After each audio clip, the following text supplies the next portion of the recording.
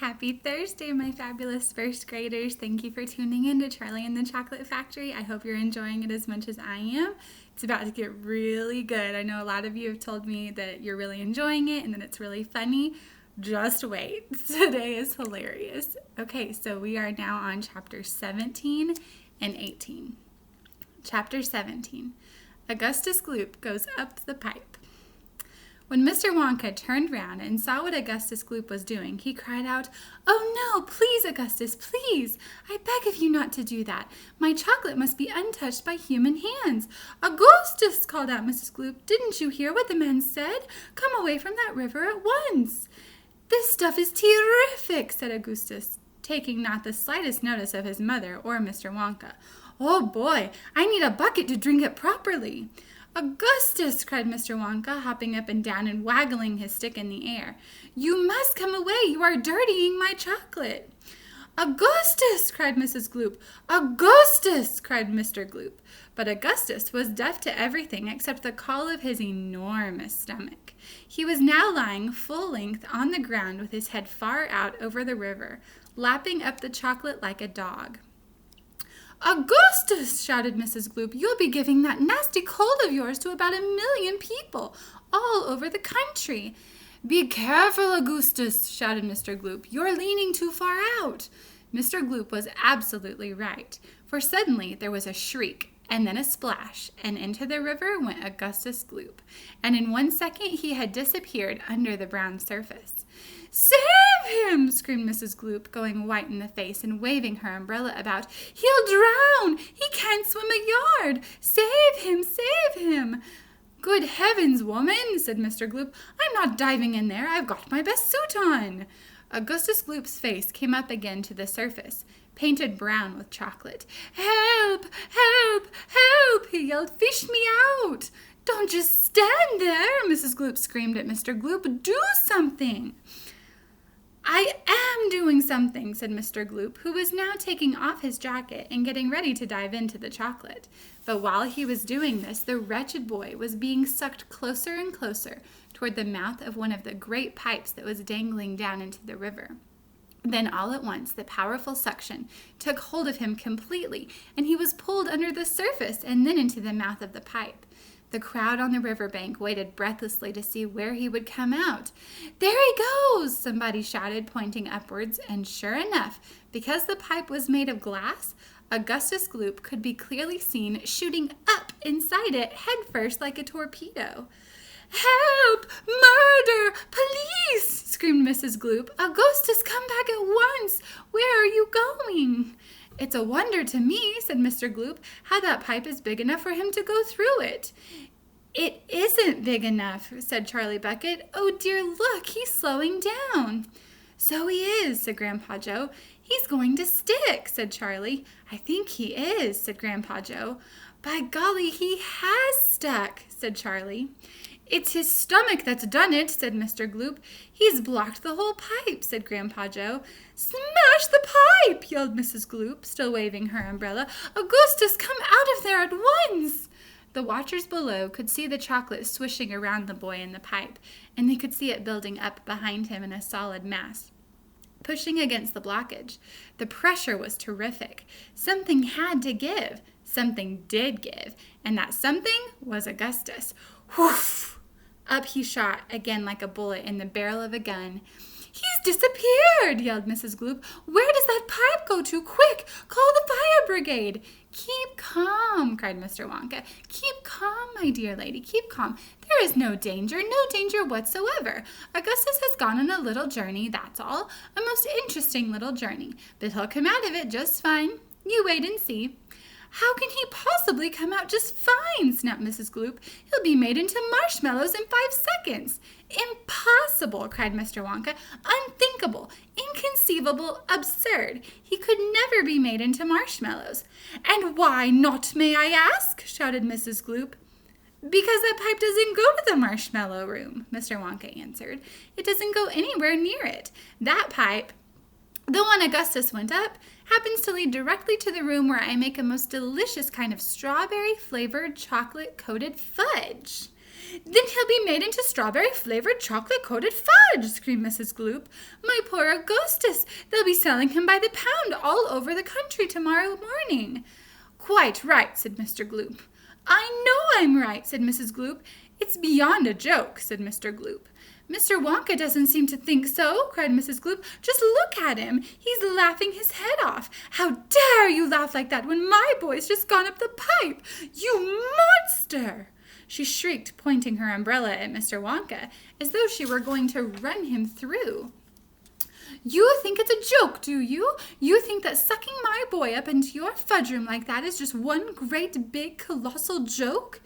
He'll be perfectly safe, said Mr. Wonka, giggling slightly. He'll be chocolate fudge, shrieked Mrs. Gloop. Never, cried Mr. Wonka. Of course he will, shrieked Mrs. Gloop. I wouldn't allow it, cried Mr. Wonka. And why not? Shrieked Mrs. Gloop. Because the taste would be terrible, said Mr. Wonka. Just imagine it. Augustus-flavored chocolate-coated gloop? No one would buy it. They most certainly would, cried Mr. Gloop indignantly. I don't want to think about it, shrieked Mrs. Gloop. Nor do I, said Mr. Wonka, and I do promise you, madam, that your darling boy is perfectly safe. If he's perfectly safe, then where is he? Snapped Mrs. Gloop. Lead me to him this instant. Mr. Wonka turned around and clicked his fingers sharply 3 times. Immediately an Oompa Loompa appeared, as if from nowhere, and stood beside him. The Oompa Loompa bowed and smiled, showing beautiful white teeth. His skin was rosy white, his long hair was golden brown, and the top of his head came just above the height of Mr. Wonka's knee. He wore the usual deerskin slung over his shoulder. Now listen to me, said Mr. Wonka, looking down at the tiny man. I want you to take Mr. and Mrs. Gloop up to the fudge room and help them to find their son, Augustus. He's just gone up the pipe. The Oompa Loompa took one look at Mrs. Gloop and exploded into peals of laughter. Oh, do be quiet, said Mr. Wonka. Control yourself. Pull yourself together. Mrs. Gloop doesn't think it's at all funny. You can say that again, said Mrs. Gloop. Go straight to the fudge room, Mr. Wonka said to the Oompa Loompa, and when you get there, take a long stick and start poking around inside the big chocolate mixing barrel. I'm almost certain you'll find him there. But you'd better look sharp. You'll have to hurry. If you leave him in the chocolate mixing barrel too long, he's liable to get poured out into the fudge boiler. And that really would be a disaster, wouldn't it? My fudge would become quite uneatable. Mrs. Gloop let out a shriek of fury. I'm joking, said Mr. Wonka, giggling madly behind his beard. I didn't mean it. Forgive me. I'm so sorry. Goodbye, Mrs. Gloop. Goodbye, Mr. Gloop. Goodbye, goodbye. I'll see you later.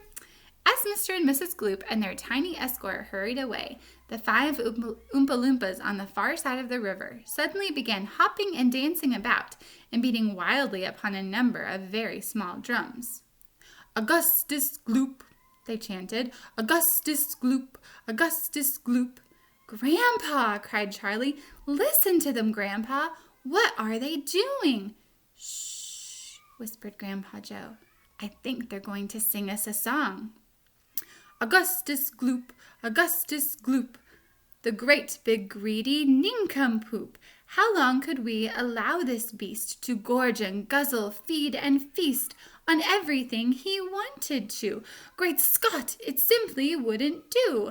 However long this pig might live, we're positive he'd never give even the smallest bit of fun or happiness to anyone. So what we do in cases such as this, we use the gentle touch, and carefully we take the brat and turn him into something that will give great pleasure to us all. A doll, for instance, or a ball, or marbles, or a rocking horse. But this revolting boy, of course, was so unutterably vile, so greedy, foul, and infantile.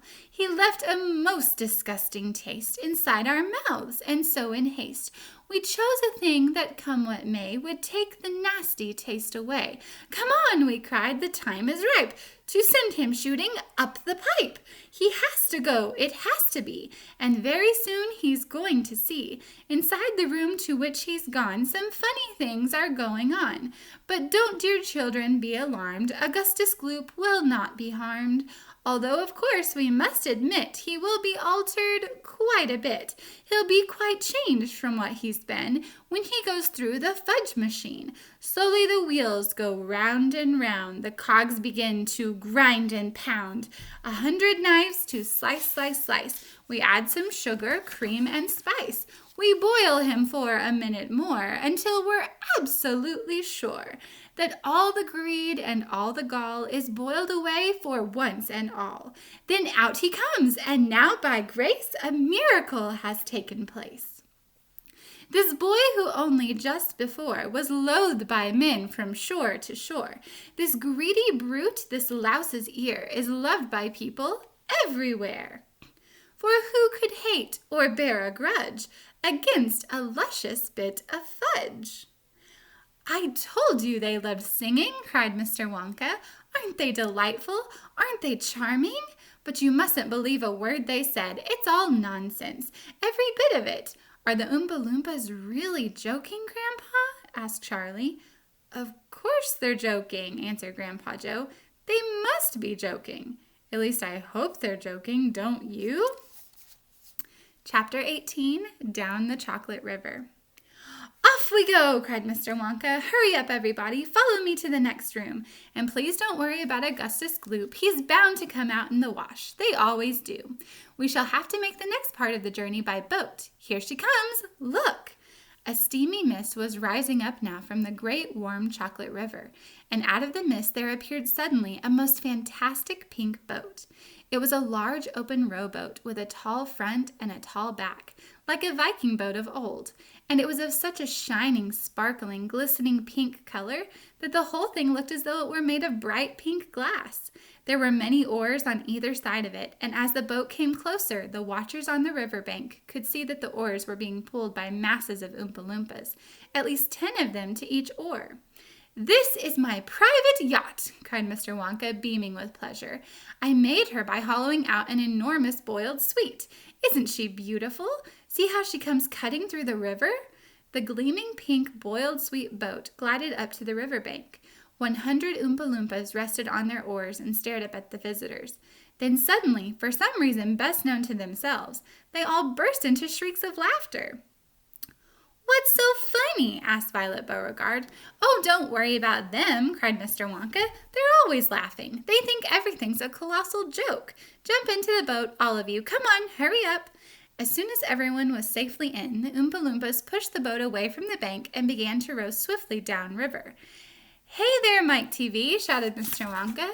Please do not lick the boat with your tongue. It'll only make it sticky.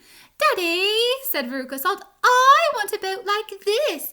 I want you to buy me a big pink boiled sweet boat exactly like Mr. Wonka's. And I want lots of Oompa Loompas to row me about. And I want a chocolate river. And I want. She wants a good kick in the pants, whispered Grandpa Joe to Charlie. The old man was sitting in the back of the boat, and little Charlie Bucket was right beside him. Charlie was holding tightly onto his grandfather's bony old hand. He was in a whirl of excitement. Everything that he had seen so far, the great chocolate river, the waterfall, the huge sucking pipes, the candy meadows, the Oompa Loompas, the beautiful pink boat, and most of all Mr. Willy Wonka himself, had been so astonishing that he began to wonder whether there could possibly be any more astonishments left. Where were they going now? What were they going to see? And what in the world was going to happen in the next room? Isn't it marvelous? Said Grandpa Joe, grinning at Charlie. Charlie nodded and smiled up at the old man. Suddenly, Mr. Wonka, who was sitting on Charlie's other side, reached down into the bottom of the boat, picked up a large mug, dipped it into the river, filled it with chocolate, and handed it to Charlie. Drink this, he said. It'll do you good. You look starved to death. Then Mr. Wonka filled a second mug and gave it to Grandpa Joe. You too, he said. You look like a skeleton. What's the matter? Hasn't there been anything to eat in your house lately? Not much, said Grandpa Joe.